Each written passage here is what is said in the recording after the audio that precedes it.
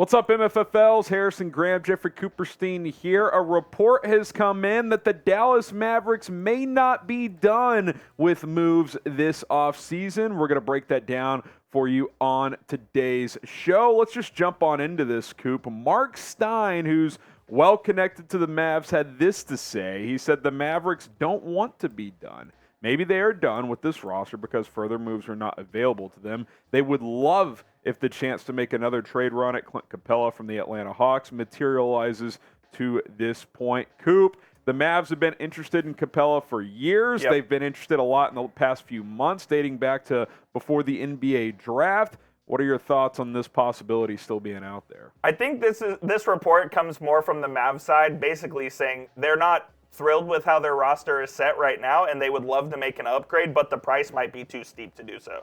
That's kind of how I read into the quote there from Marc Stein, who's obviously one of the most, if not the most, plugged-in insider to the Mavericks. And while the Mavericks have upgraded their roster from last season, I still think they'd like to further upgrade that center position. Right now, we have Richaun Holmes slated as the starting center. I think if camp were to start today, it would be Holmes and Powell battling it out. And you also have JaVale McGee and, of course, Derek Lively as well. So the Mavs have some center options, but I still think they'd love to upgrade there. Yeah, and, Capela's almost the perfect answer for the Mavericks, and here's why, Coop, because he's got 2 years left on his deal. He can be your starter for 2 years. Lively in year one can basically just focus on developing because you still have Dwight Powell, and you'd probably still have Richaun Holmes. Maybe he gets moved in the trade, who knows.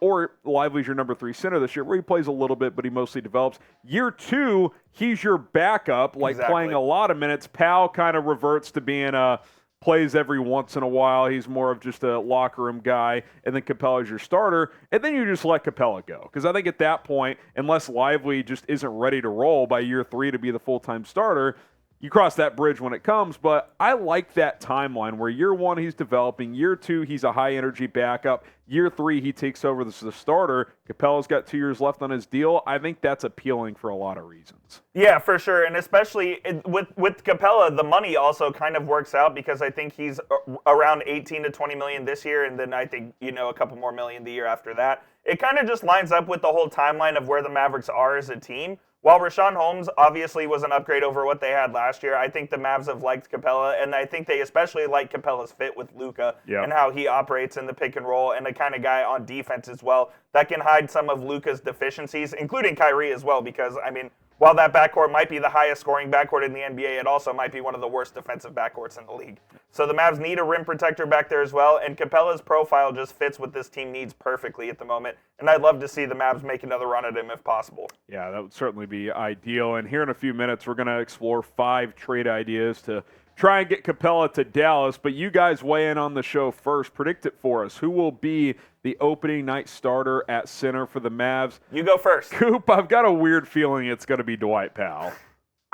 You said the same thing I was. It's a weird feeling. It's a feeling that shouldn't be there, but I think it is going to end up being Dwight Powell just because of Luka's familiarity with him. And I think Luka is also comfortable with Dwight Powell. And I know the fans don't want to hear that, but Luka really does enjoy playing with Dwight Powell and enjoys their chemistry on the offensive end especially.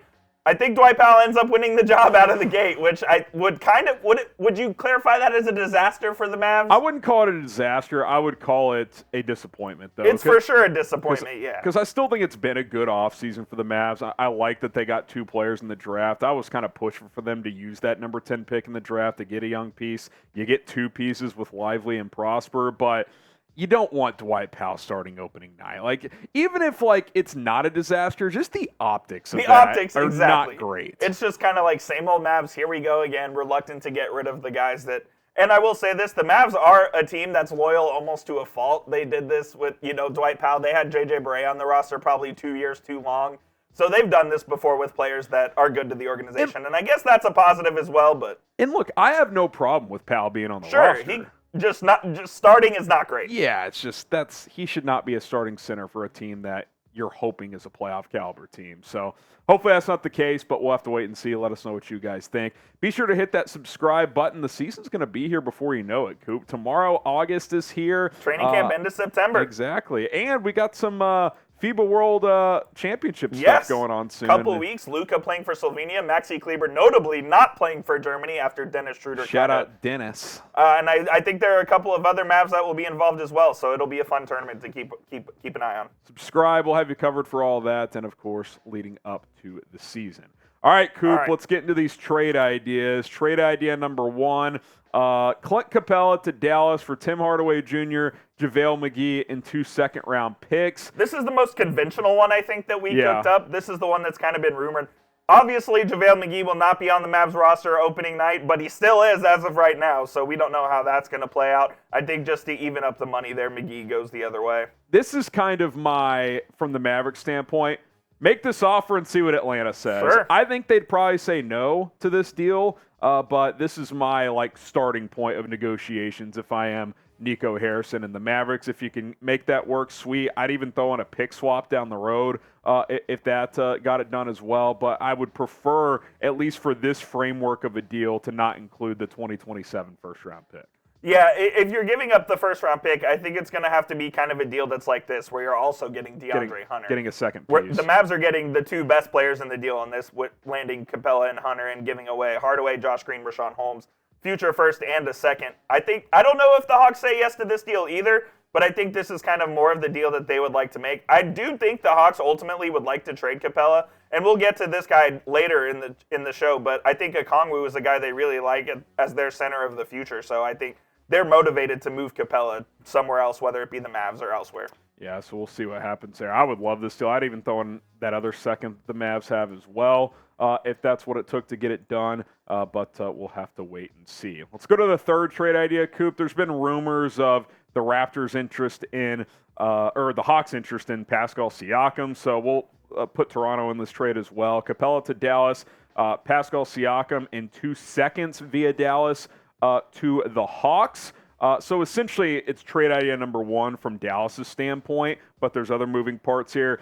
Tim Hardaway Jr. to Toronto, DeAndre Hunter to Toronto, and 2 first-round picks from Atlanta go to Toronto. So it's really like 2 separate trades morphing into one, and that's typically what a 3-team trade is anyway.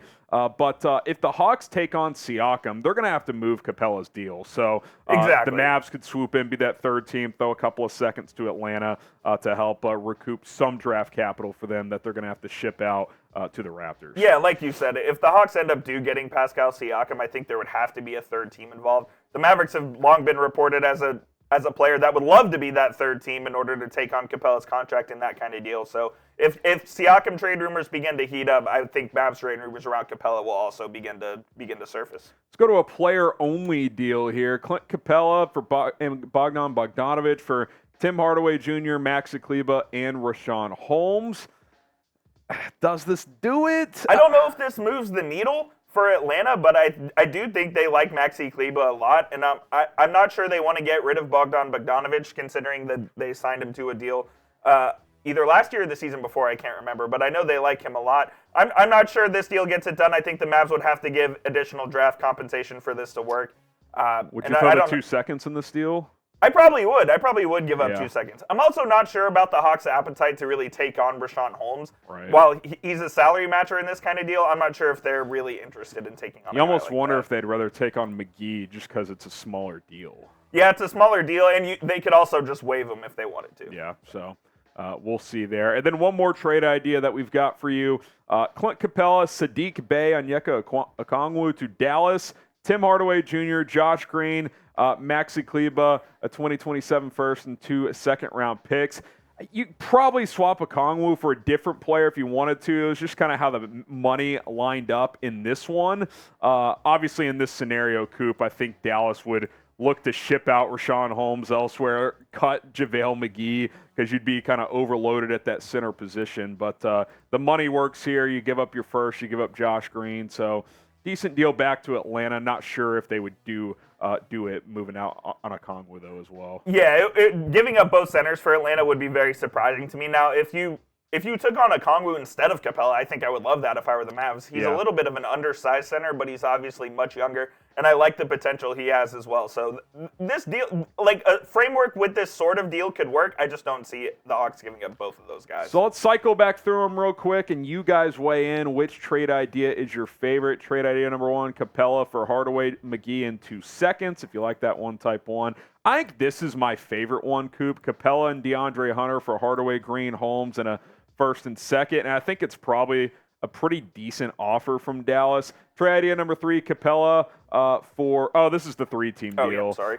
We'll get that fixed here in just a second.